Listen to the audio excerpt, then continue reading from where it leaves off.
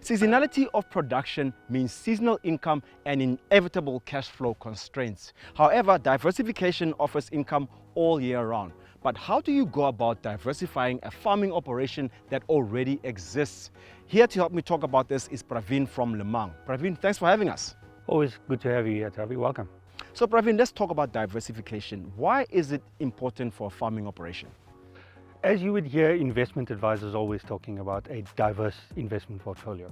So what that essentially means in a farming operation is making sure that you have income streams coming from different types of production. So in a farming operation, you may have crop production, and within that you may have your perennial crops, you may have your short-term crops, and then you have livestock production where you could have, for example, you could have small stock units and large stock units. All of that giving you income coming in at different times during the year, different times during the season, ensuring that you have a smooth cash flow throughout the year. So Praveen, when a farmer develops his diversification plan, what criteria should he look at? Planning needs to be constant. You never sit on a particular day and decide on a plan. Planning needs to happen throughout. It's always good to be thinking about a diversification strategy. Naturally, you've got to wait for the right time to execute it, but thinking about it needs to happen all of the time. It needs to be proactive.